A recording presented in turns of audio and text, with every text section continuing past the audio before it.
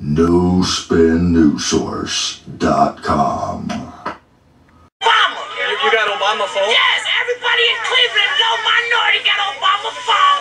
Keep Obama in president, you know? He gave us a phone. He gave you a phone? More. How did he give you a phone? You sign up if you on full stamps, you on Social Security, you got low income, you disability. We stabilized the banking system, but we got back every dime we used to rescue the banks with interest. And we passed a historic law to end taxpayer-funded Wall Street bailouts for good. Hello and welcome to the NoSpinNewsSource.com monthly report for October 2012. Here's what we have for store for you. Today, another action-packed show discussing the following topics: Glass-Steagall, the Rothschilds calling for international currency, PBS interview last week with Zbigniew Brzezinski, Rolling Stone magazine interview with Obama as Obama discusses explicitly that he is against reinstating the Glass-Steagall Act, NDAA critic and prepper stranded as he was placed on a no-fly list after being dropped off in Hawaii, international monitors at U.S. voting stations threatening to be arrested, and so much more. Now back to the show. And welcome back to the No Spin News Source monthly report show. So, on with the articles. We have the Wall Street Journal reports that former CIA agent and whistleblower John Quirico was sentenced to 2.5 years in prison for telling the world about inhumane treatment and even torture of suspected terrorists, such as folks at Guantanamo and whatnot. So people who are blowing the whistle are finding themselves going to the penitentiary. So, kind of interesting. There's government corruption you don't supposed to tell, or you may end up disappeared somewhere. Interesting, huh? You'll become a terrorist. Good old NDAA. You have United Nations group that has been sent to the U.S. to inspect and keep an eye on our election system process, which was warned not to enter polling stations in the state of Texas or else face criminal prosecution by Attorney General Abbott. RT hosts what would be the third-party presidential debate to help give light to issues and concerns not being covered in the mainstream presidential debates. Some of the candidates that were included in the third-party presidential debates were Gary Johnson, Jill Stein, Virgil Goode, and Rocky Anders. Now, what would be President Barack Obama and what would be Mitt Romney were both asked to attend this debate as well. So they were given an opportunity to attend the debate. They chose not to do it. X-ray scanners being removed by TSA at numerous airports to be placed at other transportation hubs. And this brings me to a conversation that I actually had last summer with a family member of mine that came out to visit. And this individual and I were talking, and I was discussing, you know, I hope you don't get harassed by the TSA and, get all groped on or this or that, the other. And that individual didn't get harassed ultimately, luckily for him. And when we discussed some of these factors of the TSA, he told me, well, next time I come out, or if it's a problem or this or that, I'll just ride the train, or I'll just do this, or I'll do, find an alternative form of transportation. But now, like I told him, and now we're seeing it being rolled out, as Department of Homeland Security has acknowledged for quite some time, that these are going to be rolled out to other forms of mass public transportation. So from local buses to Greyhound stations, and there's already TSA starting to pop up now at train stations. So, Russia condemns the United States for its human rights record. That's interesting, because the United States is always the one criticizing the rest of the world about being inhumane to their people. It's the United States that has a Peace Prize president, Barack Obama. It's the United States that goes into countries like Bahrain, Egypt, Libya, Syria, soon to be Iran, to remove the evildoers because they're so inhumane in how they treat their people. But ultimately, the United States has been a hypocrite. And as we've been doing some of the most dirty deeds of them all under the guise of what would be humanitarian intervention. And Russia is right we deserve to be condemned for our human rights record. And that's not because people like me support what the United States has been doing in these other nations. That's just being honest that our government deserves to take a certain element of credibility for these wrongdoings. Remember, I mean, we murdered, literally, Gaddafi. There is evidence, and if you actually go back and look at this, Secretary of State Hillary Clinton was in what would be Libya the same day that Gaddafi was murdered. Now this is what's interesting, is I've acquired some information showing, and this is not typical mainstream knowledge, but it is out there if you look hard enough, and for folks that are in the State Department and high intelligentsia, you know what I'm talking about. There was a backroom deal between Gaddafi and Secretary of State Hillary Clinton. He made a deal and a bargain. He made an agreement that if the powers that be backed off, let his people go, that he would surrender himself.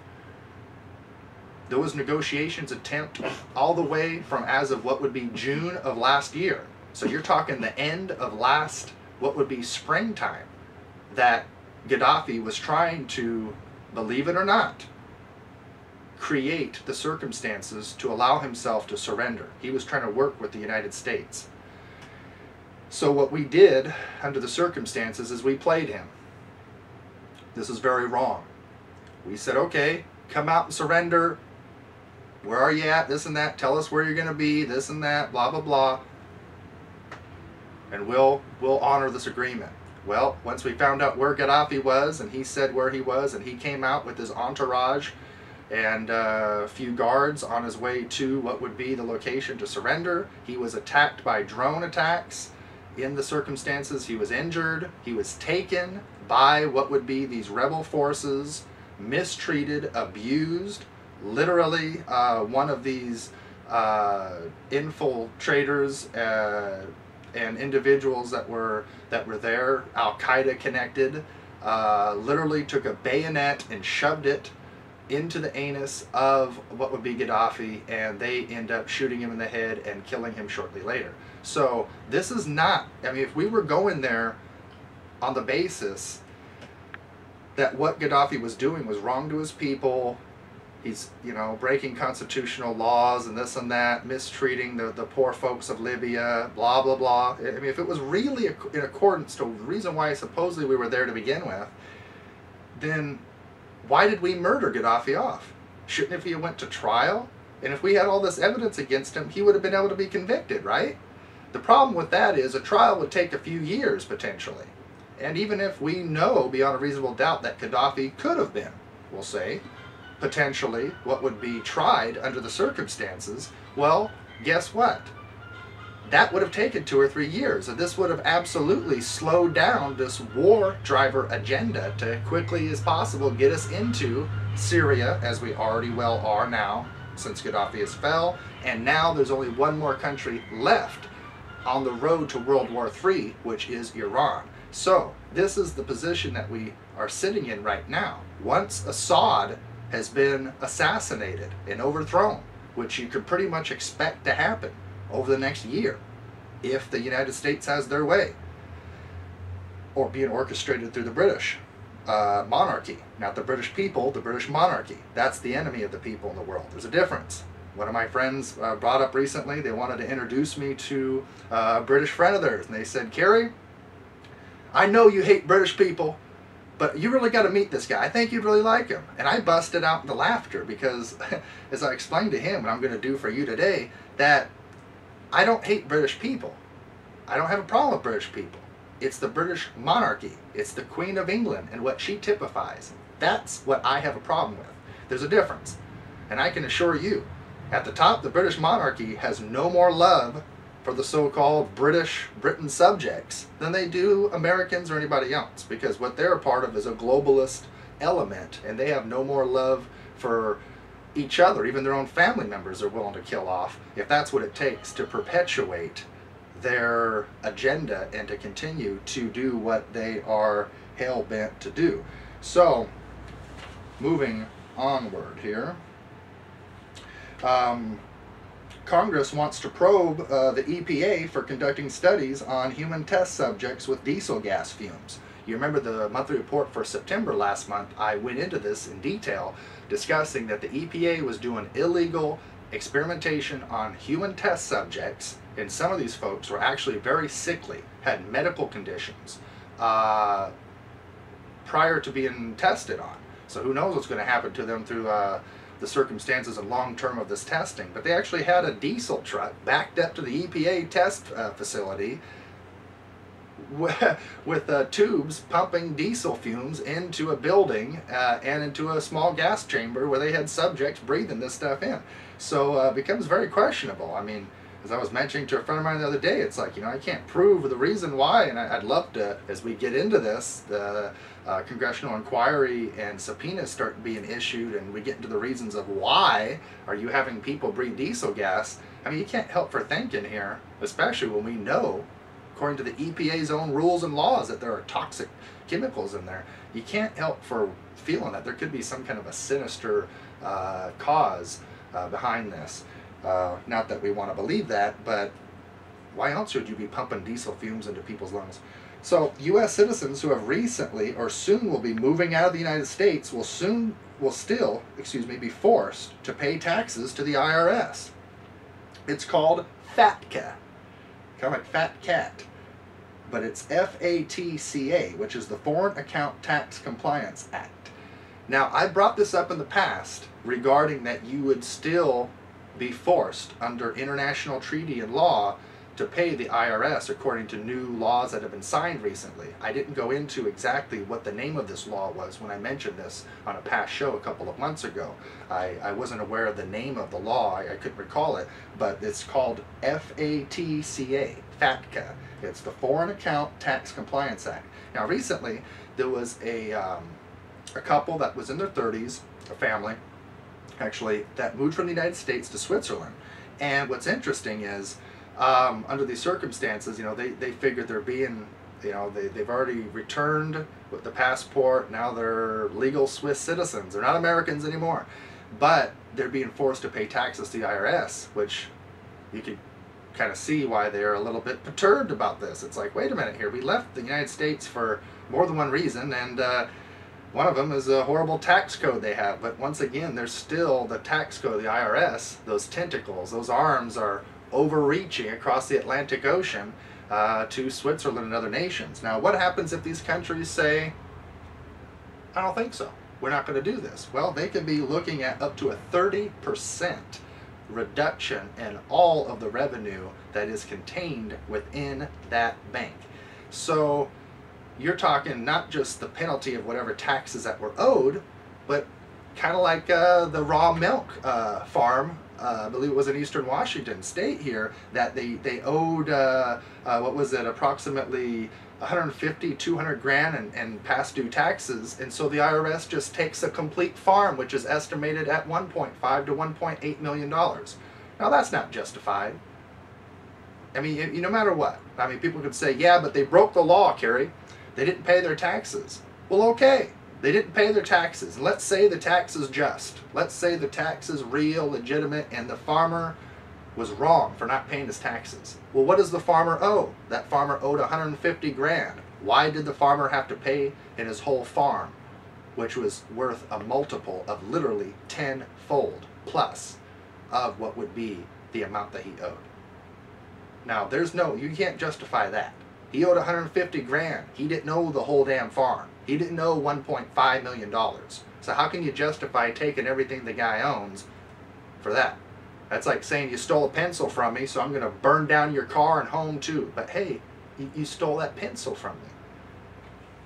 That don't quite weigh out. So, moving onward. We have Chairman of the Russian State Duma Committee on Economics, Policy and Business and United Russia Party member warns of a potential of World War III coming. Now, I've been discussing World War III for quite some time, not just on what would be the video shows going back since January of this year, but I've been discussing this on the audio reports and even before I even began NoSpinNewsSource.com, which was last July 11th, 2011, 7/11/11. So, whole bunch of ones there. But interesting. So we're seeing folks in the governments around the world, in Russia, in China, news, media news people and whatnot, that are saying that we're on the brink of World War III. So it's not just people like me. So you can't dismiss this very easily, folks. We have, and regarding the international monitors for voting stations, it's drawing major criticism from voter fraud groups across the country as well. Which is interesting. I believe this is a factor, kind of a sidebar element, but all fits into the bigger picture here, that I believe this is a reflection of the sovereignty of the United States being taken out, just like the rest of the countries of the world. If you remember, Tony Blair, former Prime Minister to Britain, and what would be one of the major folks in what would be the Obama re-election team, as Tony Blair has been camped out literally in the United States for the last 2 months in Washington, D.C., and is part of the actual, officially, part of the team to re-elect Obama for president, that, well, we see his speech. If you go back to 1990, I believe it was 1999, he gave a speech regarding what would be the end of the sovereign nation states. And he goes on to state that we're all, I'll quote him, we're all part of a globalist agenda. What was it? I can't remember the exact quote he said. He said, we're all, I know what it is. He said, quote, we're all globalist citizens now, whether we like it or not, unquote.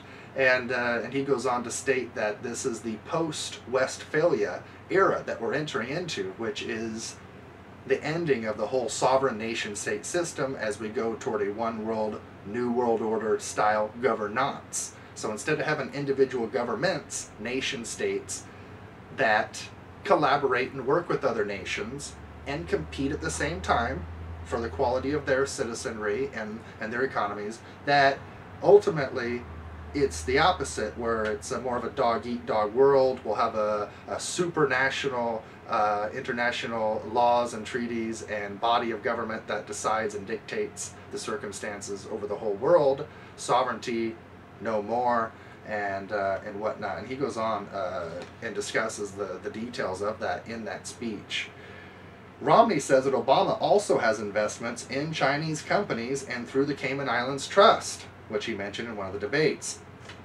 Now, the NDAA critic and prepper placed, which was stranded at in Hawaii after turning up on a no-fly list, Mr. Wade Hicks. This is very interesting. I'm glad that major mainstream media actually picked this up. This helped Mr. Wade Hicks out dramatically. This is somebody who was on his way to Japan, actually, to visit what would be his wife, which is an active service member in the Air Force.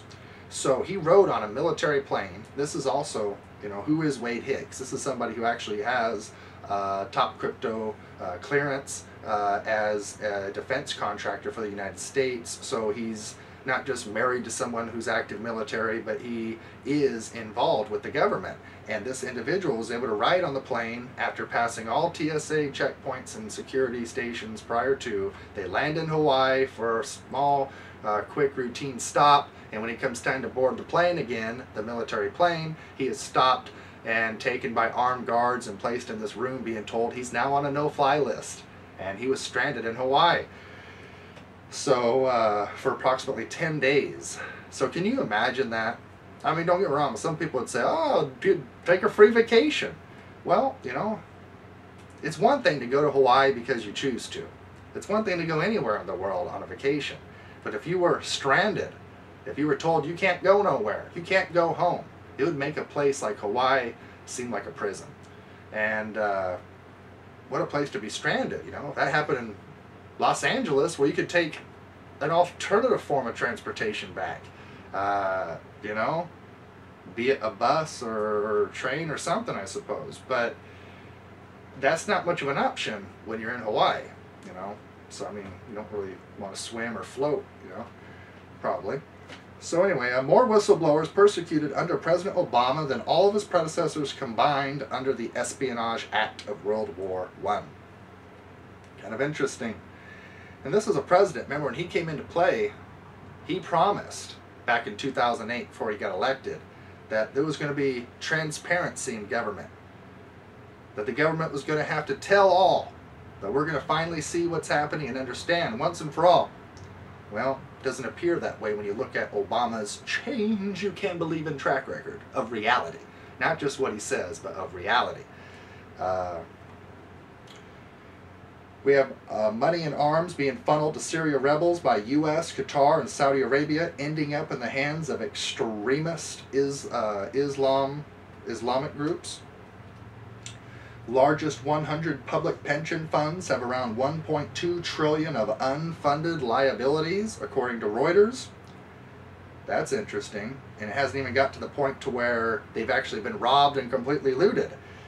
That would be another factor. You're going to have a whole lot of rather perturbed, to put it mildly, and upset folks that have did their time, they've worked for the city, the state, or what have you, their job, to find out, sorry buddy, your 401k, your pension, your lifelong savings account, those millions of dollars or hundreds of thousands of dollars that many of you have been able to put away, just going to disappear. And those folks are going to be getting political like that once they find out what's happened to them, and this was the intent and plan going back decades. Once the people out there, once you discover and learn just a portion of what I know and understand, you're going to be up in arms, and you won't be asking, you'll be demanding folks like me nationally to step to the plate and run for office and to change the system. That's what I'm forecasting. But like as a friend said, people don't care until it affects them. Well, if it hasn't affected you yet, it will. This economy is getting ready to affect everybody. So, General Motors bailout turns into foreign aid as Cadillac and other vehicles moves to China. Former Kansas City Federal Reserve Governor Thomas Honig calling for reinstating Glass-Steagall Act. I mentioned this last month, and I'm saying it again because he is really on the ball and on this. I mean, this is very interesting. Your former Federal Reserve Governor, you know, calling for reinstating Glass-Steagall Act. It seems kind of like the opposite of what you'd expect someone from the Federal Reserve to do. And I'm no fan or friend of the Federal Reserve. I'm not saying I like Thomas Honig either. I like what he's doing right now. I think what he's doing probably is saving his own butt, as some of these folks, or the rats, are jumping ship as they see some of justice being served. And interesting. Italy's Berlusconi, which was a former prime minister, if you remember, he was ousted and whatnot, vows to take on judiciary dictatorship. And the word dictatorship is quoted there, that he's labeled this as. Once again, with this globalist elite, you have international bankers that literally took over the prime minister's position and government and said, okay, you're now property of the bank. You went into this debt, and now we own you. Once again, destroying the sovereign nation states. End of the 100-year Federal Reserve Charter coming in winter of 2013. So, we have right now, what, 14 months. 13 and a half months before the end of the Federal Reserve Charter. So what does that mean? Over the next year of your life, it's going to be very pivotal, action-packed, exciting. Many of you are going to find yourself saying and hearing other people say, I never thought I would ever see this day. I never thought this could happen to me. I never thought that would happen in America. You're going to be saying stuff like that. I never knew, I never thought it could happen to me. I had lots of money.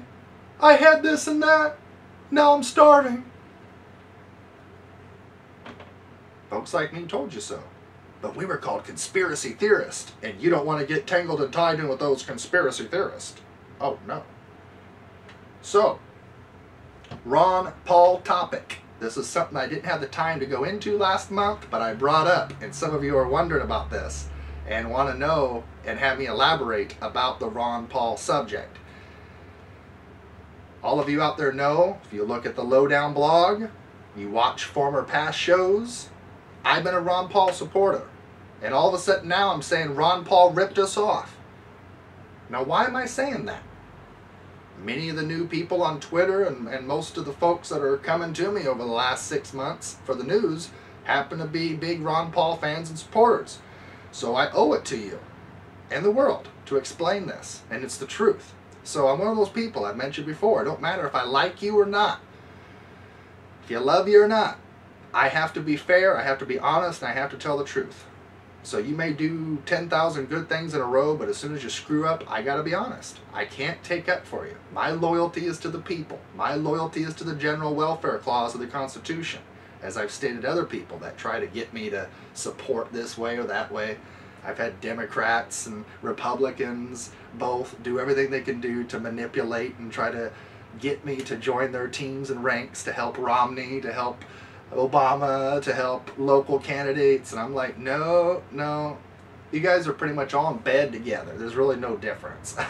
You know, they don't like that. But ultimately, from the Republicans to the Democrats, and the whole system is coming down. The whole party system regarding Democrats and Republicans, you're going to hate both sides very, very shortly once you see there is no real difference. All you got to do is just go back and watch that third presidential debate. How many times did Romney and Obama both back and forth say, I agree with you, I agree with you, I agree with this? They looked like they were doing more to kiss each other's butt than they were doing to debate each other. The vice presidential debate was pretty spicy. The first debate had a little bit more action. But, you know, when you go to that last debate there, it made things really put in a place of uncertainty. This was the first election that I'm aware of where people, even today, being what would be 8 days away from time to officially cast your ballot, that many people still don't know which way they're voting. And as they may be choosing to vote whatever side they see as the less of two evils, as everyone seems to be saying, that they're not real sure and certain it's going to work out. It's almost as if people could feel and almost sense something deep inside, that something's not right. And honestly, you know, I mean, how many people thought Romney was going to take it this far, and how many of you saw, that are Republicans, how many of you honestly saw 1 year ago Mitt Romney as a presidential figure of history? Not too many of you. Most of the Republicans that I know really don't like him that much. They may be choosing to blindly support him now and just overlook all those fine details because they hate Obama so badly. They're so desperate or this or that. But really, honestly. So, Ron Paul. What happened with Ron Paul? What's my problem with Ron Paul? Congressman Ron Paul made a promise. He guaranteed, him and the Campaign for Liberty Fund, stated that we are going to take this all the way to the GOP convention. They promised that. Now, they couldn't promise. Nobody can promise they're going to get elected. He can't promise you he'll become your president. And we saw a lot of dirty games in the media to keep Ron Paul from having too much attention, from allowing him to bring up the real issues. We saw a lot of dirty games, and I don't like that. But we see a character, which is Ron Paul, who's had a basically flawless track record in history of his voting. I mean, there was times when there'd be 434 votes in the U.S. House of Representatives to 1 vote, which would be Ron Paul. He was that guy that would stand out and sometimes be the only vote that would be for or against something. But he stood for principle. He did what he believed was right. Well, I don't know what happened, but something obviously happened, because Ron Paul he never did take it to the GOP convention. People could say he wasn't offered and had the ranking to be able to bring his fight in there. But he could have surrounded the place with all kinds of protesters. He could have did all kinds of things, had press conferences, and basically bitched and complained and did whatever he had to do to get the message out and to fulfill on his promise. So, if you remember, you have his son, Rand Paul, Senator Rand Paul, months, like 3-4 months before Ron officially jumping out of the race, stated that he was supporting and backing Mitt Romney. And this was very interesting. And Rand Paul goes on to speak, and he states, quote, "There is a fine line between being good or evil." And, you know, this began to make me wonder what's going on here behind the scenes. And then a couple weeks later, we discover he all of a sudden endorses Mitt Romney after that. So it appears as if there was some compromises, changing deals or something. Something's being made behind the scene. So the point is this: Ron Paul has did a lot of good things for this nation. He brought up many real controversial constitutional principle issues. He brought into the debates, the presidential debates, and onto the platform that no other candidate has been able to do. So for that, we have to give him credit and respect. So I still like Ron Paul. I still love Ron Paul in my soul. I can't help that. But I can't help for feeling that he's let us down. And when someone's close to you, when someone you really care about lets you down like that, you can't help for feeling really discouraged and hurt inside. And that's how I feel, is hurt. I feel betrayed. I feel that this was somebody who I've cared about, I've trusted, I've loved, I've supported. And he turned his back to the people. So people have thrown all kinds of excuses in my face. Maybe he was threatened, Kari. Maybe this, maybe that. Well, I've heard some things about threats. I have. But the point is this. He made a promise to take this to the GOP convention, and he didn't deliver the goods. So I don't care if he was threatened, bribed, paid off, or anything else. That's not the point. All the time we hear about crooked, corrupt politicians taking bribes or not doing what they say they're going to do. That's really nothing to talk about here. That's just another case in the news, right? You pretty much expect that, politicians to lie to you. But when it's Ron Paul, you expect a little bit more. You expect a lot more. Many people don't even know about this stuff. Many people don't understand it. Many people are just becoming a little bit aware and wondering what happened.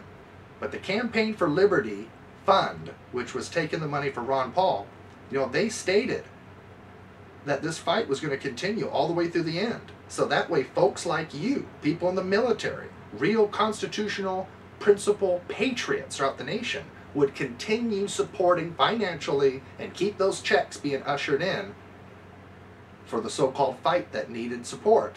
So they kept continuing to take the money when obviously the intent wasn't to go to the very end. And like I stated, what he promised is not what he did. You can make excuses for him all you want. But this, but that. This is how I look at it. If he didn't have the integrity and the downright balls to do what's right when he wasn't even elected as a president, what makes you think he'd be able to follow through once he assumed the office and role as commander-in-chief? That's my question for you. So if he didn't have the backbone and legs and nerves to fight through then because he was worried or scared of a threat or this or that, well, he would have folded and buckled under the pressure that old man would have guaranteed as well once he got there in office. So we love Ron Paul. He's did a lot of good for our nation. His son has did good for this nation too, but now we see changing happening. We see them sticking to the party, sticking to their party in one way or another and being more human and typical than perhaps many of us, including myself, would rather choose to believe. But the evidence is there, and here we are. So, filmmaker Oliver Stone's new book criticizes President Obama. Goes on to state that the country Obama inherited was indeed in shambles, but took a bad situation and in certain ways made it worse, unquote. The next quote goes on to say that, quote, Obama asserted presidential power in ways that must have made Dick Cheney jealous. That's from Oliver Stone himself in his new book. Filmmaker Oliver Stone. Everybody knows who that is. So, we have folks that don't normally get too political that are finding themselves becoming political, and as he mentioned, you know, this president has asserted presidential powers in ways that must have made Dick Cheney jealous. And I've made comments that would fit into the lines of this in past shows going back over a year ago, that this is the wildest wet dream, that's why I stated, of Dick Cheney and George W. Bush playing out. They threatened Libya, Syria, Iran, but we never invaded them. And now what are we doing? The old Bush-Cheney special. The threats, the neocon, warmonger agenda. What better way to get it through under the carpet than under a so-called Peace Prize liberal Democrat. And he's black, so that means he must be good for our nation, right? That's what people are saying. They're saying if you don't vote for Obama, you're racist. I say different. I say if you're not voting for Obama, you don't have to be a racist SOB. Perhaps you just want the change that he promised and he never delivered. He made promises, he didn't deliver. Kind of like Ron Paul. He made a promise to fight it out. Did he deliver the goods? Did he fight it out to the end? No, but he cashed every one of your damn checks, didn't he? Yes, he did. And now they got the list of donors. That's right. Now they have your name on a list, so they know who to focus on, to either elicit more campaign funds or perhaps to put you into a permanent detention facility to get rid of you, to whisk you off, depending. So, conspiracy theory or conspiracy fact? We'll let the test of time decide. H.R. 2977. This is an older law. It's going back 11 years ago, which is the Space and Preservation Act of 2001. That's H.R. 2977, the Space and Preservation Act of 2001. This act contains admissions of the existence or the theoretical existence of, this is wild, hold on to your seats, electronic, psychotronic, or information weapons, chemtrails, high-altitude, ultra-low frequency weapon systems, plasma, electromagnetic, sonic, or ultrasonic weapons, laser weapon systems, strategic, tactical, or extraterrestrial weapons. It even says that in the law. And chemical, biological, environmental, climate, or tectonic weapons. So they are acknowledging right there in that law in 2001 that they already have or are working on, theoretically, weapons that could cause disasters, from tectonic, earthquake-causing, chemtrails, playing with Mother Nature, and even extraterrestrial weapons. Now that's interesting. It's just what it's on the law, folks. I don't sit here and tell you my opinions. I just read the law books and tell you what's happening. I give you the facts. You accept it, you don't. That's up to you. Rolling Stone magazine interview posted October 26, 2012 with President Obama, and he acknowledges that he is against reenacting the Glass-Steagall Act. He explicitly states this. And there we go. So, at this point in the show, let's check out some video footage of what would be Jeff Steinberg, what would be LPAC, Executive Intelligence Review, counterintelligence expert, which has deep ties into the military and understands what would be this issue of what was being called 9/11/2, the Benghazi attack incident. So here's a little bit more fine detail on that. Today we had the chance to sit down with EIR's Jeffrey Steinberg to go over some of the background in the Middle East in the wake of the assassination of Ambassador Stevens in Benghazi. Okay, so Jeff, on the one hand, we had in Yemen, for example, the Al-Qaeda come out and issue a call for diplomats around the world of the United States to be killed, largely in response to the way we've been waging warfare. Yet at the same time, in the wake of the assassination of our ambassador in Benghazi, there's the video which has been used as the scapegoat and as the reason given for all of these different uprisings, which have the character of religious uprisings, the character of religious warfare, which is being emphasized and accelerated in this period. So what I want to ask you is this notion of a long war, a religious war, 100 years type of war. How does what's happening right now, how to look at that in that kind of a context, especially given the fact that we have thermonuclear weapons in the world right now?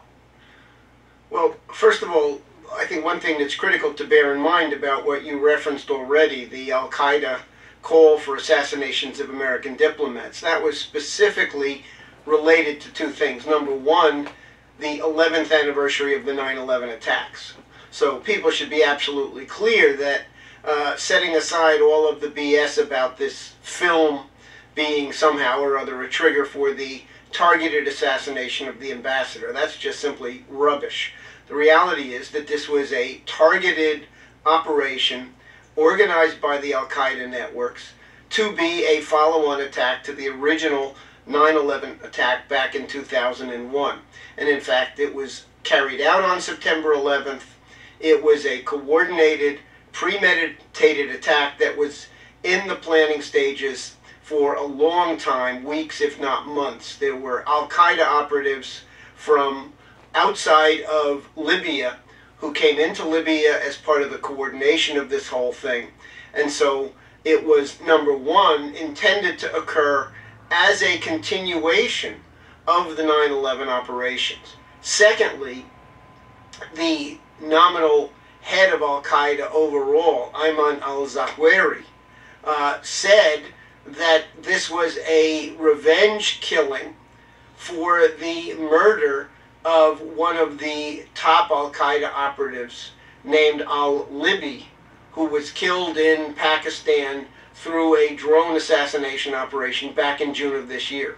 So that's the immediate pyrotechnics of this. And the administration attempted to minimize the significance of the Benghazi attacks for a week afterwards by claiming it was a spontaneous reaction to the circulation of a video movie that nobody, I can guarantee virtually nobody in the Arab world has ever seen.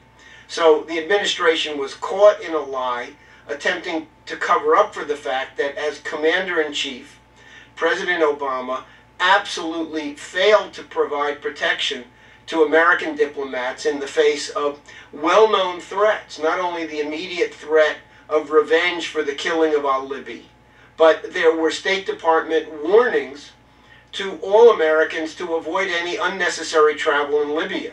That was posted on the State Department's website August 27th, and it provided enough detailed information about an out-of-control insurgency of politically targeted terrorism in the Benghazi area to warrant minimally a deployment of Marine Guards. There were no Marine Guards at the consulate in Benghazi, and therefore all you had were some private Libyan guards who were subcontracted out by a British mercenary company. These outfits are notorious as fronts for British intelligence, British SAS.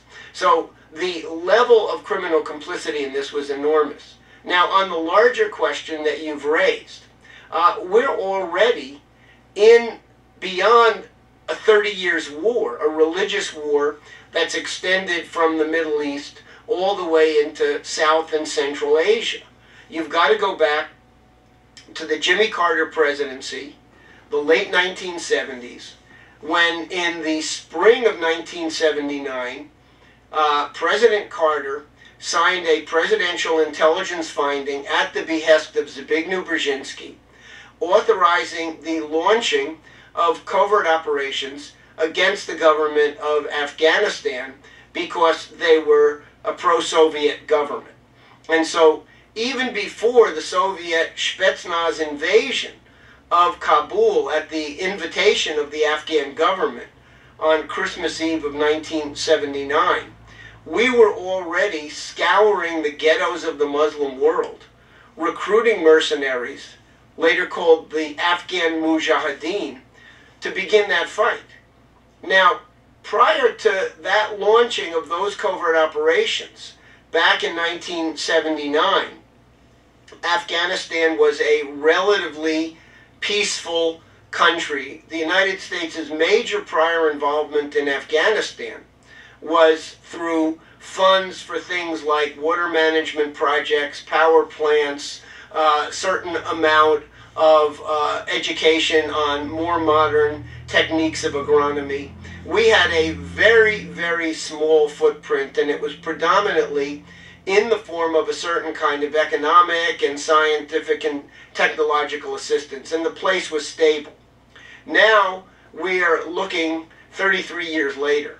That entire region, Afghanistan, Pakistan, parts of Central Asia, have already gone through a 30 years war, a 30 years religious war in which initially the target was the Soviet Red Army, and then later, after they were driven out, the same Islamic networks funded by the Saudis under overall British sponsorship basically turned their guns on the United States. And that's the real story of 9/11, is that 9/11 occurred well 20 years into this process of warfare targeting this part of the world. Now, one of the most important British intelligence figures who has enormously influenced various policymakers in the United States, from Brzezinski later through Vice President Dick Cheney, is a man named Dr. Bernard Lewis. People think that Samuel Huntington was the actual author of the idea of the clash of civilizations. But in point of fact, the actual person who coined that term and who promoted that idea was Dr. Bernard Lewis. He's been in the United States since the mid-70s. His son is a top official of AIPAC. And Dr. Bernard Lewis has been one of the key British intelligence Arabists to promote the idea that there is an inevitable conflict between the West and Islam, and he also throws in Confucian civilization as being aligned with Islam against the West. So his whole idea, which has been kicking around U.S. policymaking circles for the last 35 years, is that we are entering into a period of exactly this kind of 100 years religious war. Now, there's an additional factor as well. For a long period of time, the main way that the British, in the aftermath of the conclusion of the Second World War, maintained their manipulation of the entire greater Southwest Asia, Middle East region was by playing the Israel versus Arab card.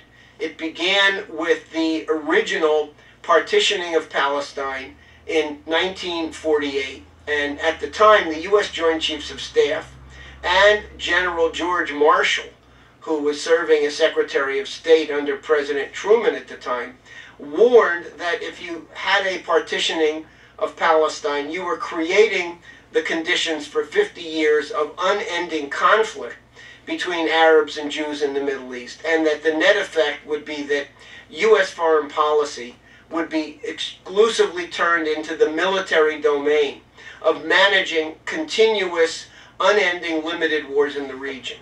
Well, the British have milked that cow for all it's worth.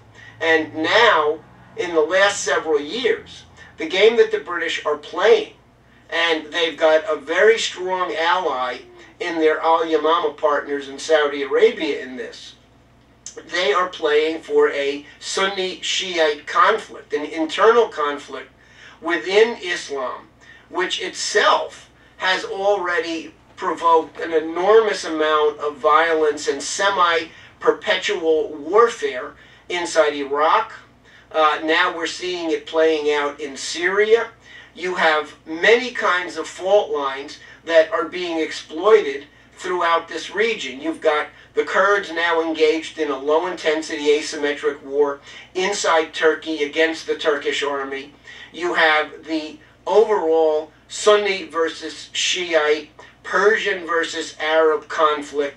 The British are stirring the pot for 100 years war because, remember, ultimately, as people like Prince Philip and the World Wildlife Fund crowd have emphasized, and they've now merged with the Club of Rome, the main objective is vast population reduction. Prince Philip has said 80% reduction in the population of this planet to below 1 billion people. Well, permanent religious warfare is one way to do that. Now, there's a catch in this whole game, which is that if you get into this kind of religious warfare in areas bordering on Russia and China, and we're still operating under a situation where there are at least 3 leading world powers that have overkill arsenals of thermonuclear weapons, you are messing around with something that could have much graver consequences than many people want to think about, namely a regional war extending into a general war, drawing in Russia, the United States, and China, and ultimately leading to a thermonuclear war in which the danger, the likelihood, in fact, of the extinction of man on this planet is very real. How does the United States fit into this? Because what you just referenced a moment ago with the conflict between the Sunnis and the Shiites, so such that you have, on the one hand, you have the conditions created where you have Islam versus the West, but at the same time, you have the conditions created to where it would collapse from the inside. Now, people who think about it for a moment can realize that the United States has been used essentially as the strong arm of the British. It's been referenced before as British brains and American brawn, this kind of thing, such that the effect on the world, their view of how the United States has been operating under this kind of policy is that it's an American empire. And I'm really curious because what you said just now about this notion of the Islamic world being induced to collapse from inside, as well as being pitted against the West. You look at the United States as we're going into these longer and longer wars. At the same time, our nation is collapsed from the inside. Our physical economy is completely destroyed. The finances are out of control. So if you could speak to this a little bit. Well, look, there's only one empire on the planet today, and that still is the British Empire. Now, you look at the British military capabilities, they're a complete joke. They've completely disintegrated from the standpoint of a real economy and from any form or even remote sense of having a significant military capability. The Libya war is the perfect example. President Obama lied when he said we were, quote, leading from behind, and there really wasn't conflict because there were no American boots on the ground other than covert operatives. Well, the reality is, after 72 hours, the British and the French had basically disposed of their entire arsenal of bombs and missiles and rockets and things. So from that day on, for the next 45 days or however long it took, all of the ordnance was provided by the United States, all of the bombs, all of the missiles. We did all of the electronic jamming. We did all of the high-altitude reconnaissance. So it was an American-only military operation. And frankly, after the collapse of the auto sector back around 2005, the only remnants of a real economy, a scientific-driven, modern, high-technology economy in the United States, is the military sector. So the United States has gradually been absorbed as a crucial instrument of an imperial policy, when in fact, anything you read about the history of our nation, we rejected empire. We rejected colonialism. This was as recent as President Franklin Roosevelt, President John F. Kennedy, even some latter presidents, Clinton in a few of his best moments, made it clear that we're not interested in any kind of an imperial policy. But the danger is, particularly under the current president and the previous president, Bush and Cheney and now Obama, the United States has become more and more of the military instrument for preserving this largely British-centered imperial system. The United States is not an empire, and so it's not surprising, therefore, that among the leading ranks of military and some intelligence circles, you find the greatest resistance and opposition to this imperial policy. People like General Dempsey, chairman of the Joint Chiefs of Staff, Colonel Larry Wilkerson spoke eloquently at a press conference on Capitol Hill a couple of days ago, railing against the idea of empire and railing at the idea that the United States could ever become an empire. We're lousy at it. Our historical and political culture rejects empire. And so you see that impulse in the best and most informed people in the country, and that particularly centers around the military that has gone through a period since 2001 of permanent and perpetual warfare. And they see the fact that we're heading in a direction of thermonuclear confrontation, and they want nothing of it. So we're rapidly losing, at the base level of our population, the understanding of our own history, which is profoundly anti-imperial, anti-colonial. So we're in a real fight right now, really, for the soul of this nation. And the outcome of that fight is going to determine whether the human species continues to exist as we now know it for very much longer. Prince Bandar, he, was involved in with the Bush administration. There's, the famous pictures of him hanging out with Bush at the ranch, these kinds of things. Was pivotal behind 9/11, and he's now recently become the head of intelligence for the Saudis. Could you elaborate a little bit on the role of this guy? Well, look, in a certain sense, he's an important player. In another sense, he's kind of a degenerate figure. But you've got to basically know his own personal background and situate it in the larger framework of this British-Saudi arrangement. Bandar, first of all, was the son of Prince Sultan, who was for many, many decades the Saudi defense minister. But he was the son of Prince Sultan by a slave woman who Sultan had gotten pregnant, I think, in Lebanon. And so he was a kind of a dark sheep of the family, but nevertheless was on the edge of the royal family sufficiently that he was basically educated in Britain. He was educated at a British Air Force academy, and then was sent to the United States, first as military attaché, and then for a very long period of time as ambassador. But the crucial thing is that his orientation was towards the British. When, during the Reagan administration, President Reagan basically succumbed to pressure from the Israeli lobby and refused to sell F-15 fighter jets to Saudi Arabia, to the Air Force, Bandar was on a plane hours later in London meeting with Margaret Thatcher and arranged the very famous, really infamous Al-Yamama deal, in which the British provided military equipment, mostly to the Saudi Air Force, fighter jets, training, spare parts, radar installations, probably a grand total of, by now, maybe 80 or 100 billion dollars in military hardware. In return, the British were paid in oil. It was a strict barter arrangement.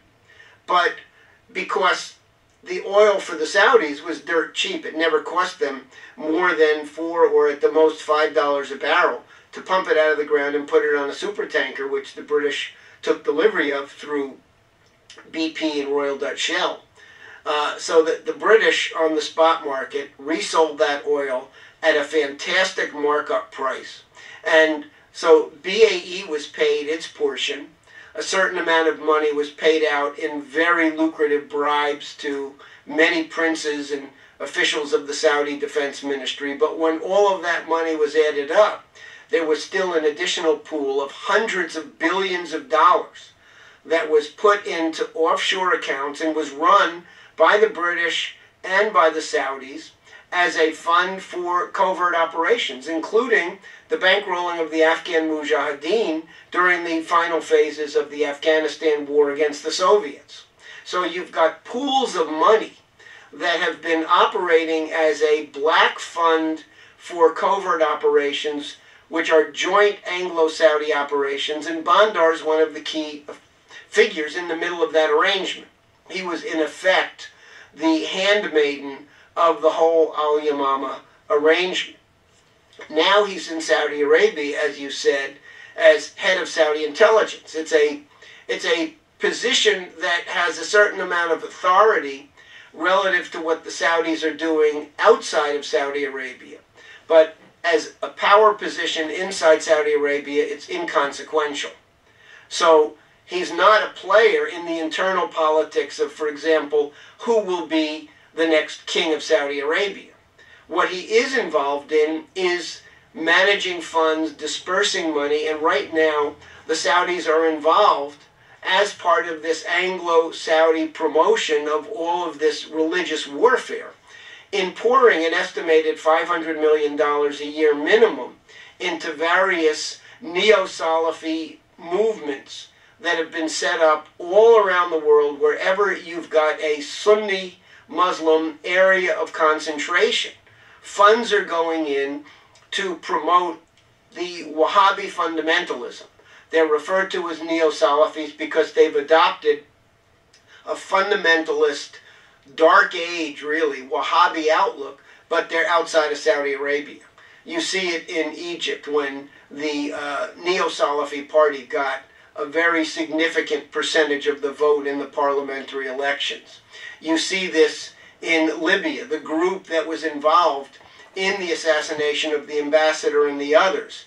Ansar al-Sharia is one of these neo-Salafi groups. The flow of funds from the Arabian Gulf region, led by Saudi Arabia, is enormous. So you've got a massive flow of funds. You've got the Al-Yamama Fund and the continuing flow of an estimated $500 million a year in additional money, all to finance these fundamentalist networks. Some of them involve madrasas, schools where people, very young children, are brought there and are given initial indoctrination.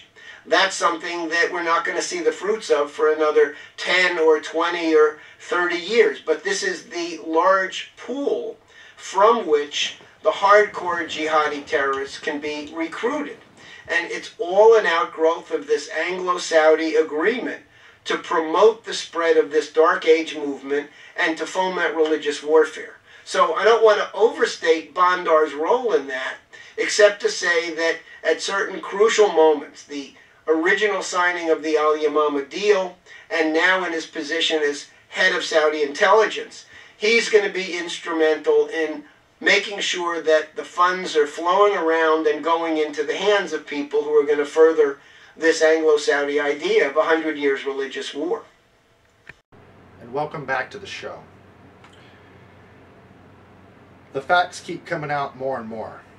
Benghazi is a huge issue, and many of you may be aware of a tweet that I posted on Twitter just a few days after the Benghazi attack on September 11th, 2012. I believe it was on the 15th or 16th in which I posted this. I posted, did President Obama, and I use the word in quotations, sacrifice what would be U.S. Ambassador Chris Stevens in Libya? I asked a question there. That was controversial. That has put some people in uproar, just like another tweet that I put out lately, which is really hitting people and bothering some people's nerves when I mention, and I use the word if. I start out with if. I said, if the United Nations rolls out onto the streets trying to subdue Americans and remove our weapons, you know it is a coup d'etat. So I didn't say they're going to be posting up here, but as we notice, and as I mentioned, we have international monitors from the European Union coming here to check out and have oversight over the United States elections. So step by step, we're heading in that direction. Big if. PBS Charlie Rose talk show last Tuesday interviewed what would be Zbigniew Brzezinski. And I don't like Zbigniew Brzezinski. He's a neocon agenda individual, but ultimately he stated clearly that he is against arming the Syrian rebel forces and that this would inevitably lead to a much worse war on a regional level throughout African and Middle Eastern countries. So I mentioned about World War III, how this is going to destabilize things and eventually cause a World War III between Russia, China, and the United States as the road toward hell goes through the last three nations being Libya, we already scratched that off the list, Syria, and then Iran. Then we've got the place surrounded, and then we're in a situation that may force Russia to preemptively strike the ICBM, what would be missile defense system in Poland or other places. They may be forced to do things because they see through the direction of the Queen of England, our military might is surrounding them, and they know what that means. So Russia and China doesn't want a war with us. And sane folks within our military and establishment and government don't want that either. Many people just aren't aware that this is where we're at. They don't want to believe it, and it's too bad. They're in denial. CIA denies that it blocked rescue requests at Benghazi.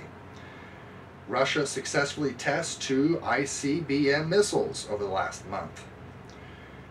They're displaying their power and making it apparent to the world as we're entering another arms race and the heat is on.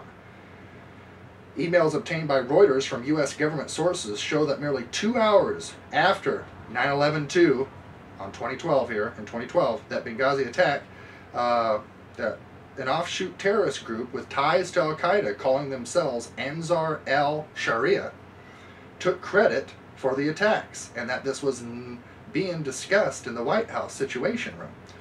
Obama lied to the American people and said it was a random attack and protest and backlash of some racist YouTube video in which was posted by a United States citizen that is racist and against the Middle Eastern countries. Well, what's interesting is that hardly anybody in the Middle East has even seen, near alone even heard of this so-called YouTube video that's supposed to have all the Islamists up in arms ready to burn a flag and kill us off. It's BS. Hardly anybody even knows about that video. They're trying to publicize it, certain folks are, to garner support and chaos for a certain agenda. But anyway, it's not true. We know that one. So we have a lot of folks questioning, including Senator McCain and others, the validity of what the statements are, and ultimately we're getting closer and closer to finding out was it bad intelligence, or was it the president that simply did not enact the right statutes and make it happen and act on it. And we're getting closer and closer to the reasons of what happened. But there is proof that what would be Secretary of State Hillary Clinton did request what would be major increase in security at Benghazi, but was denied by the president himself. Now this is going to be an interesting factor. Will Hillary Clinton, will she support and capitulate to this president and allow herself to be kicked under their bus to support the party, the Democratic Party? Or will she step aside and be smart over the next 8 days and do what is right? That's a good question. Or will she wait to have the elections? Will she discover Obama perhaps gets defeated and then she's going to be scrounging to make her own ass clean when it comes to not going down with that ship and then all of a sudden being presidential in action? These are all very, very interesting. I can't wait to see what she does. But if she's intelligent, she's going to listen to the powers that be and do what's right and acknowledge, hey, this is what I asked for, we were denied, and present this. And this will be what would absolutely sink this presidency. But the question is will she do this? We'll be talking about this on the next show, in November. Ted Turner on CNN's Piers Morgan last week stated that he thinks it's good that U.S. troops are committing suicide in record numbers. Now you may hear that and say, no way would this guy be stupid enough to say it. Well, actually, he did. And we're going to make sure that we show you that video footage actually right now.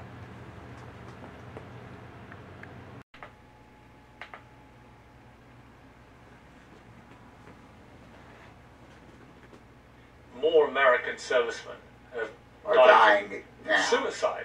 From suicide over there than are dying in combat. I mean, that's shocking, isn't it? Well, no, I think it's good because it's so clear that we're programmed and we're born to love and help each other, not to kill each other, destroy each other. That's an aberration. That's left over from hundreds of years ago. It's time for us to start acting enlightened. I mean, that's shocking, isn't it? Well, no, I think it's good.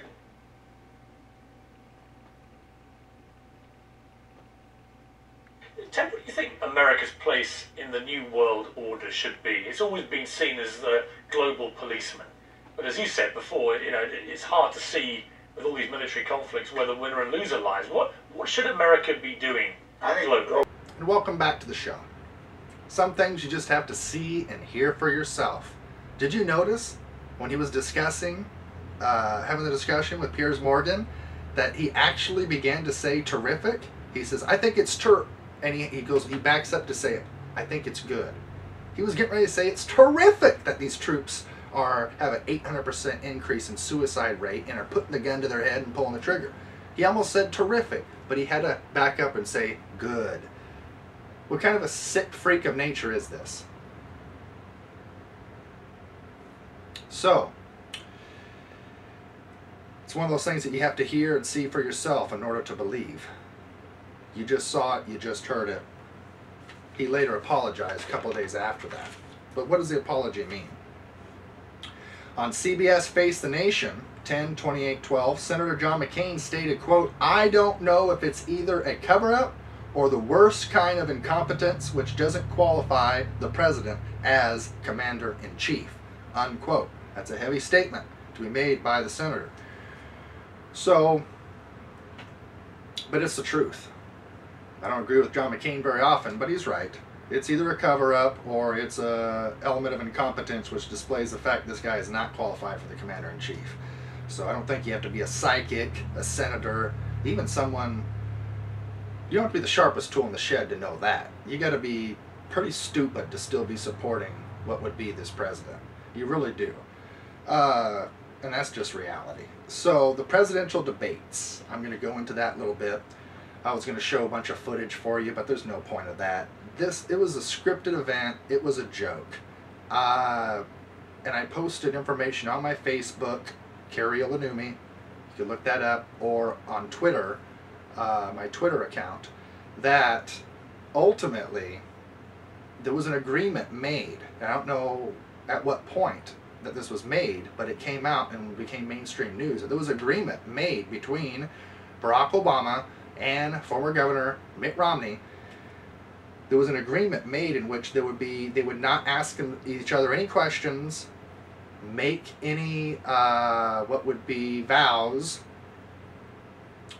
and along with other technical issues of how they would act within the debate. So that no questions, no vows, no promises, and that they agreed under these circumstances of how they would play by the rules. So it was a script. It was a scripted play, and it's mainstream knowledge and news. I'm not breaking that subject or story to you. It's all over the news now. So here we go. Moving onward. Riots break out in San Francisco after what would be the Giants game. And they actually won. The San Francisco team won, and some riots still broke out. Police, attacking some of the folks, cars and things getting burned down, getting potent. People are getting real frisky and exciting and doing things out there that are not good. They're losing their heads, like what would be from Trends Research Institute, Jerome Corsi stated, I can't recall his name. Ultimately, I have to think about this. It wasn't Jerome Corsi, but it was the guy from Trends Research. That once the people lose everything, they lose it. That was actually Gerald Celente. So that stated that, and it's happening. People are losing it. People are going into this mode of like a football game where they support their team. They support the Republican or Democratic team. They care about getting their guy in there and winning the team, winning the election. But there's no real issues being discussed. Did you hear Mitt Romney or Obama talk about the potential of World War III? No. Did you hear them talk about the hyperinflationary blowout of the dollar, the food crisis, how people are starving and being demoralized and trampled under the bus in the United States? No, you didn't hear that either, did you? Isn't World War III, the food crisis, the weather situation, and other factors, aren't these key crucial elements? The NDAA, TSA at airports, the police state that's impending, shouldn't that be the top tier subjects? Shouldn't there be questioning amongst each other in that debate? Shouldn't there be oaths promises made to the American people, if they're legitimate in that debate, shouldn't there? Why weren't there? Because it was scripted. That's right, scripted. Battery maker A123 Systems receives a $250 million stimulus grant in 2009 to create supposedly thousands of jobs. In all actuality, it created 400 new jobs temporarily, just to now be ended in bankruptcy. Sounds kind of like old Solyndra and a bunch of other companies Obama supported, huh? Delusional Obama actually went off the first debate stage, according to sources, in early October, according to Inside Democrat, that's closely tied into the Obama re-election campaign. A key ranking Democrat, this is an article by Tony Hardin of the London Daily Mail, which has stated that ultimately, one of Obama's friends stated that Obama went off the stage, delusional Obama, somehow believing he had won the presidential election, or the presidential debate, the first one. And it wasn't until like a day, 2 days later that people helped him to see that no, you didn't. I mean, talking about being a delusional narcissist, huh? Wow.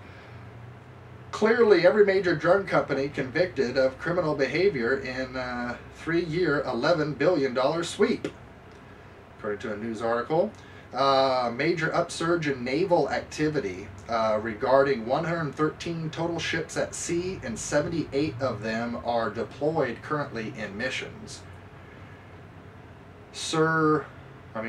Once again, we see what's happening. The heat is on. Sir Evelyn Robert Andrian D. Rothschild wants an international currency. That's another way of getting rid of Alexander Hamilton, the credit system, and the last vestiges of what the United States represents to the world.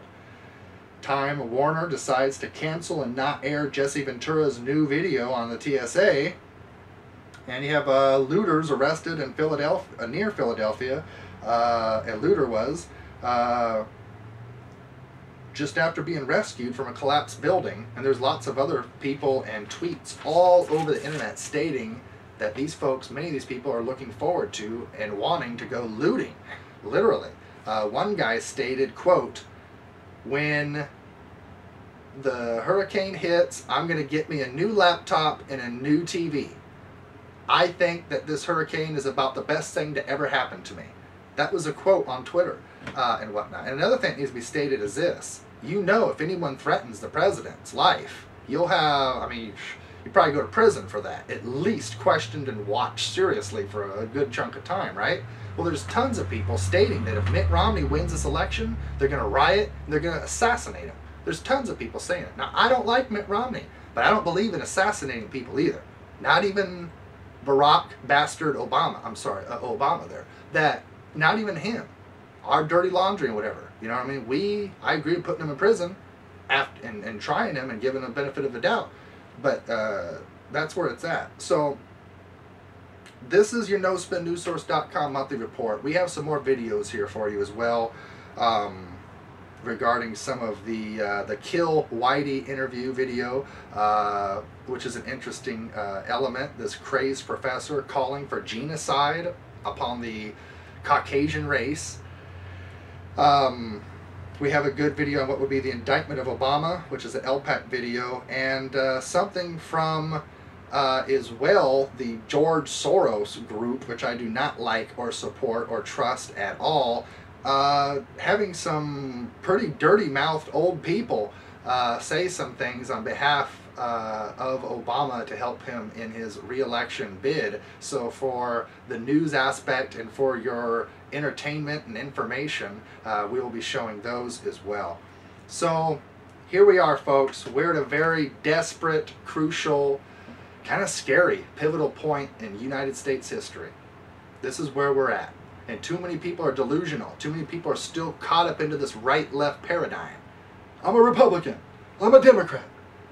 I got to make sure my team wins. I'm loyal to the team. Many of my friends and family are saying, I'm a Democrat. I vote Democrat. That's how I vote. Or other people, my friends or family, are saying, I'm a Republican. I always vote Republican. Quit being an idiot. Vote for principle. Vote for what's going to bring this nation together. This freak of a president promised transparency. He promised peace. He promised to bring back all the troops and to end the wars. He promised an economy that you could believe in. Remember 2 years ago, not even that, less than 2 years ago, he was touting that the end of the recession was here. Then the next year, they're talking about the government defaulting for the first time in American history? Now, that don't make no sense. How do we get out and be out of the hump and be at the highest point we've been in years and got rid of all the dirt of Bush, but yet 12 months later, be talking about default? That don't make no sense. So, the recession never ended. The bread lines are already there. Not just at what would be some food dispensaries, food banks. Think about it. 46.5 million people on food stamps. What does that show? That is the bread line. The only difference is you just don't see it. They're at the stores. But that's still, what would happen if those folks didn't have those food stamps? They wouldn't have food, would they? And you can't just blame people for being poor or lazy. We have a government that's not put in the right elements of a foundation to allow people to get up off the ground and get moving. If the government was working, functioning properly, we wouldn't have to talk about World War III on the show. We wouldn't be talking about a hyperinflating dollar. We wouldn't be talking about a lot of these factors. You wouldn't see all these people moving out of the country, getting ready to move out of the country. All these threats upon Obama, upon Mitt Romney, upon themselves. People are threatening to riot, to loot, to do this and that. We are an exciting and somewhat scary point and pivotal point in history. There's a major demoralization coming down upon our culture and people. And I'm expecting people to start getting very dark and nasty over the next several months to come. As things hit, as they're foreclosed upon, as things get hurting for them and they feel nobody out there cares for them and their life doesn't mean anything to them anymore, you're going to see people acting in ways, your neighbors, your friends, your family, that are not going to be so loving. And you're going to wish to God you had a gun too, to protect yourself. So, I'm Kari Ilonummi. This is NoSpinNewsSource.com, your monthly report. We will be back, God willing, next month for November to discuss the presidential election fiasco and so much more. Thank you. I'm Kari Ilonummi signing off with NoSpinNewsSource.com. Follow us on Facebook and Twitter. Thank you for all the new followers and viewers that are coming onto the website. Continue, and we appreciate the encouragement and everything. Check out these videos. See you shortly.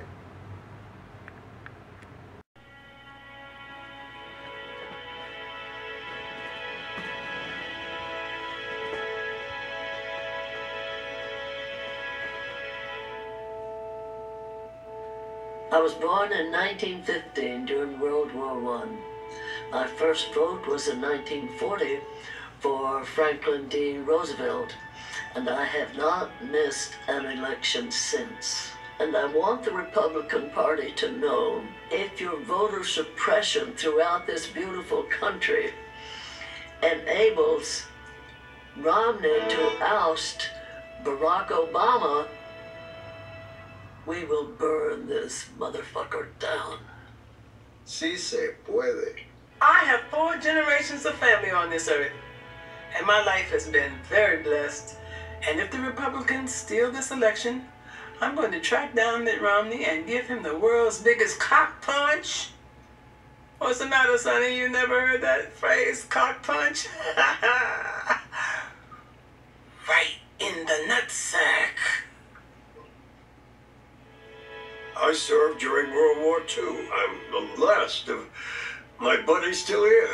And I've got a message for our kids, for Democrats, for anyone who cares about honest elections. If you let the Republicans do this to you again, after we die, we're gonna look down on you from heaven, and we're gonna make a point of watching you have sex every time. No matter how kinky. Especially if we are related. The best way to stop the GOP from stealing the election is to make sure it isn't even close. Go to votersrising.org. Sign up and help me out.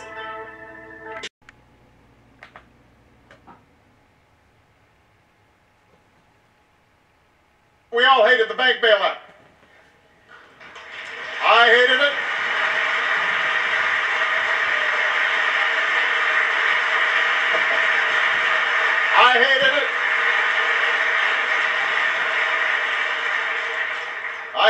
you hated it. It was about as popular as a root canal. But when I ran for president, I promised I wouldn't just do what was popular. I would do what was necessary. President Obama lied to the American people, saying that the bailout was necessary. It was not. When he came into the presidency confronting a crisis worse than the Great Depression, he continued the bailout policy and refused to enact the only law that would have prevented the further disintegration of the United States, the Glass-Steagall policy. Covered up by these lies was the devastation it inflicted on the American people. Cities and states were quickly diving into bankruptcy and still are today, while unemployment soars. The president did not respond. Glass-Steagall would have stopped the bailout of gambling debt, protecting the legitimate commercial banks. The separation between investment banking and commercial banking would have absolved the American people from paying for the bank's speculative losses.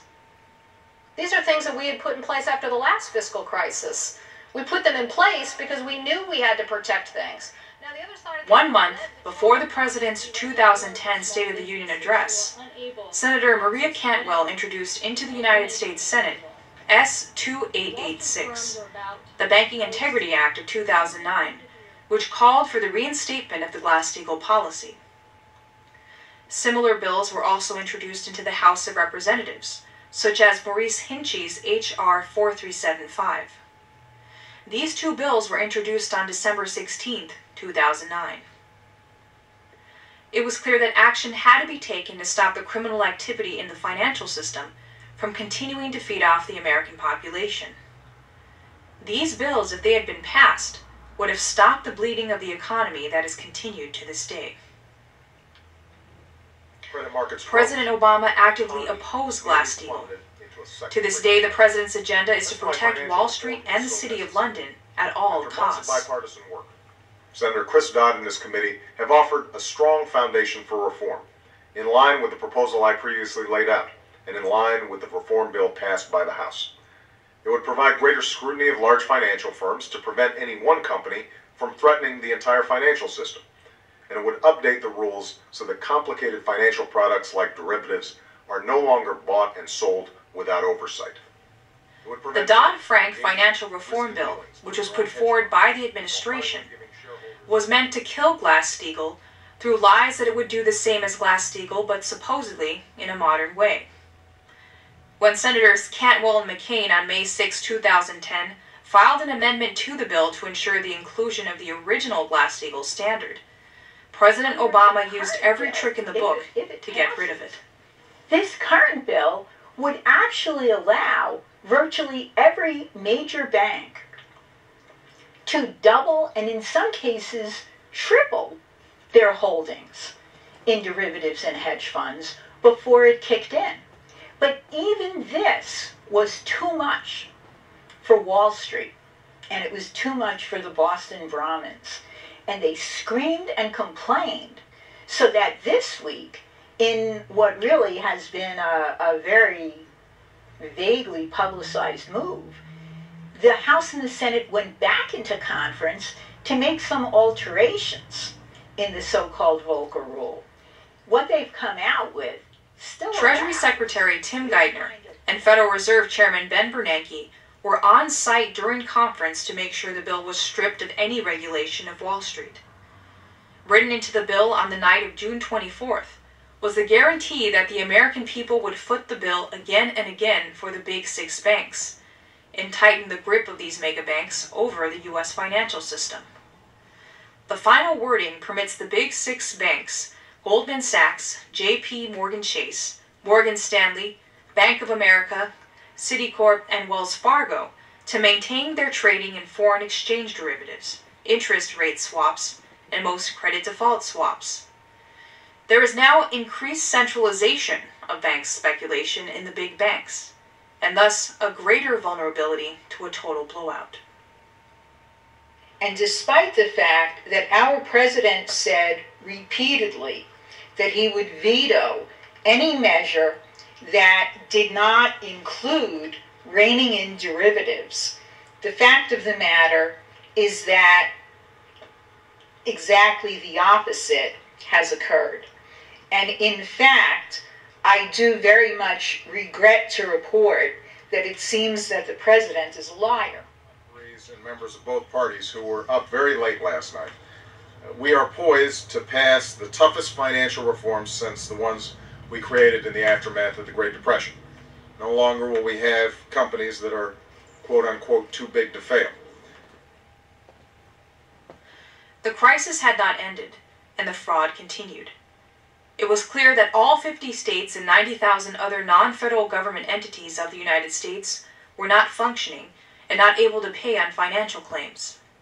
These cities continue to see a process of disintegration of horrific proportions. Billions should have been provided to the cities and states, permitting them to maintain their basic health, public safety, and social services. These temporary measures are necessary in order to carry out the long-term revival of our industrial base, through projects such as NAWAPA.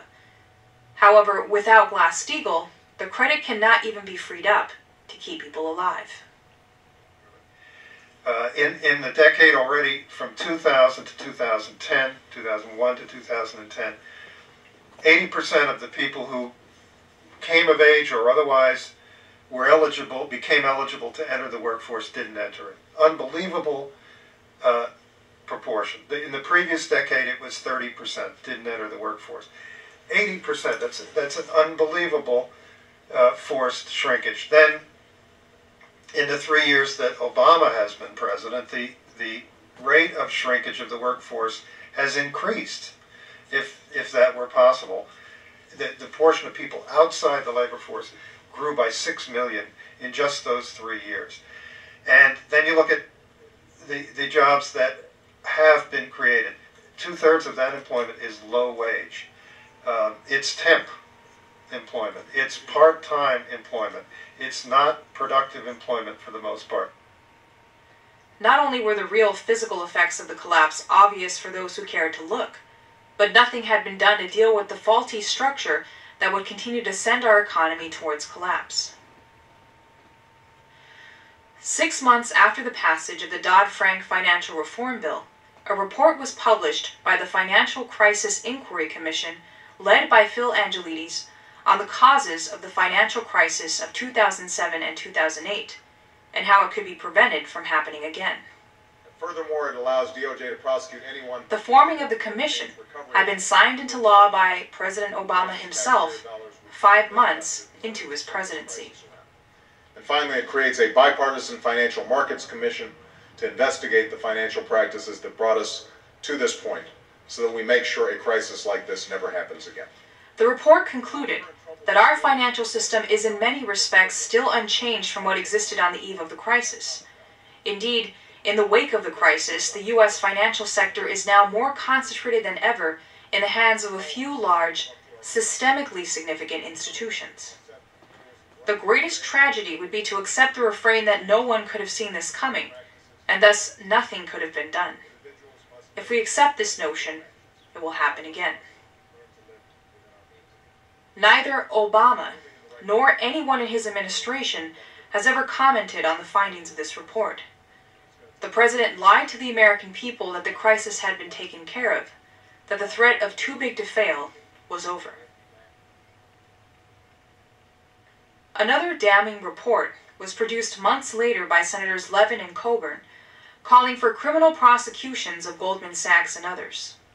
They recommended Holder begin criminal proceedings. Yet to this day, there have been no major criminal prosecutions, despite the referrals. The president said that we had brought an end to the crisis, but members of Congress and those on the Financial Crisis Inquiry Committee revealed that this was not the case. The president lied and continues to protect Wall Street and the City of London. The coveted AAA rating was to make into the summer of 2011, David Beers, executive at Standard & Poor's, tells the Financial Times and Bloomberg News that along the lines of $4 trillion in cuts would be necessary for the United States to preserve its AAA credit rating. Beers criticized the United States for not having taken action as European countries have. Those actions which we saw in European nations like Greece had already put lives on the chopping block, with the idea that in order to preserve the system, some lives were not worthy of life. The president used the threat of default to establish an unconstitutional super Congress to enact $1.5 trillion in cuts across the board. This super Congress would decide where those cuts would be made, and those cuts would have to be approved by the House and Senate in only an up or down vote. There would be no deliberation, no filibuster, and no amendments allowed. The committee failed. Therefore, as written in the Financial Control Act, automated cuts went into effect amounting to $1.2 trillion. Those cuts had been decided by the administration and a small handful of members of Congress. The president has done everything to protect Wall Street and London, and the reality is that people in the United States are dying as a result of the continued manipulation by Wall Street. American jobs have been downgraded to lower wages, even for skilled workers, such as the result of the president's auto bailout, which resulted in saving the financial arm of the auto sector. Worse is that an entire generation of youth has not even entered the workforce and has no opportunity, as the older end of the workforce stays on longer, unable to retire, and sometimes working at lower wages. But add to this the fact that 46 million people in the United States are now receiving food assistance. The bread lines, which were prominent in the streets during the Great Depression, are kept out of sight by electronic assistance programs. Despite the challenge millions of Americans face in purchasing food, the president has refused to waive the renewable fuel quota, which is sending food to be burned as fuel in our gas tanks, while the United States faces a grain shortage. Action could have been taken to stop all this, but that was not the agenda. I'm trying to remember. London Interbank. How did it offer? Yeah, okay. I was trying to. In June of this year, it was revealed that the London Interbank Offer Rate, or the LIBOR, had been manipulated for years. The result was that hospitals went bankrupt, pensions were wiped out, and cities could not maintain their basic functioning. As a result, people died. Authorities responsible for water, transportation, and public safety, hospitals, educational institutions, and others became entrapped by these risky investments, such as interest rate swaps. Since these risky investments were manipulated to fail through the LIBOR rate setting, the result was an immediate crisis for the basic functioning of the cities themselves. If a city wanted to vacate these looting contracts, they faced huge termination fees to the banks in the millions, and insurance was charged at usurious rates. In the United States, 75% of municipalities had interest rate swaps connected to their debt, as well as 1 in 6 nonprofit hospitals. As one Wall Street banker politely summed it up, financial engineering by Wall Street has been a huge part of hospitals' financial problems, and has even translated into a lack of hospital beds. Although it became public that the Treasury Secretary Timothy Geithner knew about the LIBOR rigging years earlier as chairman of the New York Federal Reserve, the president refused to deal with that fact. The Glass-Steagall Act would rip the rug of deposit insurance, Federal Reserve lending, and promise bailouts out from under this multi-hundred trillion mountain of derivatives. Because the administration has blocked Glass-Steagall, the crimes of Wall Street have continued with immunity. So the first thing we have to do, and there is no alternative, and the same thing is true for Europe, there is no possibility of the survival of the United States and or of Europe without a Glass-Steagall law. Without Glass-Steagall, there's not going to be a United States, because we're now engaged ourselves as a nation in a hyperinflationary acceleration, which would mean that whatever happens in the few months, if it continues this way under Obama, for example, there isn't going to be a United States. There's going to be a piece of wreckage where there once was one. The president, Barack Obama, having lied that we had solved the crisis, continues the bailout policy and protection of deadly speculation. The real physical economic breakdown has only increased under his presidency, and despite some of the worst natural disasters of the past 100 years, an absolute shortage of food, and a workforce that has been decimated, the president will continue to operate on behalf of the criminal system. This picture is an indictment of the president, whose actions in protecting the looting of the United States economy violates the constitutional mandate of protecting the general welfare of the American people. For this reason, President Obama need be peacefully removed from office immediately. And the one idea is how we are going to exterminate white people, because that, in my estimation, is the only conclusion I have come to. We have to exterminate white people off of the face of the planet to solve this problem. That was former North Carolina State University professor Kamal Kambin. He was speaking at a forum on Hurricane Katrina media coverage at Howard University Law School. Before he issued his call to exterminate white people, Kambin also told the panel, quote, "We are at war," unquote, and that every white person on earth is a slave master. Mr. Kambin declined our invitation to appear on the program. He has issued an extensive 8-page statement to the press that includes references to Elijah Muhammad, Mumia Abu-Jamal, Napoleon, and various historical grievances and urban legends dating back over 1,300 years. Joining us now is the Reverend Jesse Lee Peterson. You know, Reverend Peterson, the fact that he is even in a position ever to educate kids is frightening to me. Yes. But I guess what my concern is, you know, how widespread is a thought process like this? You know, I also want to add, Sean, that he said this, it was aired on C-SPAN. He also said that all white people want to kill all black people. You have Charles Barron, a black city councilman, who said that he would like to walk up to a white person and slap them. Just to make him feel better, just so he can feel better. Just to make himself feel good. You would call a white boy the other day on your show. I happened to see your show, and you would call a white boy. Yeah, rich white boy. Now, Sharpton called Jews interlopers. You know, this is commonplace. Jesse Jackson, he got, you know, and... That's right. Jesse Jackson called Jews Hymetown there in New York. It's commonplace within the black community. There's a double standard in America today. Black folks, especially racist black, have the freedom of expression when it comes to the issue of race and morality. But white folks are made to be quiet and not even mention race or morality concerning black people. You don't believe... I'll make it quick, Alan. As long as white folks are afraid and they have this false guilt about black folks, we only have a short only going to get worse rather than get better. Surely you don't believe that what this nut said is representative of African Americans, do you? If it's not, why didn't we hear an outcry from the black community? Because it didn't get any attention until it was on YouTube. That's why. Nobody knew about it. I didn't hear anything from, I bet you, I didn't hear anything from Howard University or Jesse Jackson or anyone. Nobody knew about it. And I guarantee you, Alan, had a white man said the same thing and it was presented on C-SPAN, there would be an outcry about it. You think most black, because you know what, sometimes the best way to deal with an extreme nut is to ignore that person. Do you honestly think most blacks want to exterminate whites? So then when Kramer, Michael Richards made his comments the other day, why didn't we just ignore him? But nobody is saying he's representative of all white people.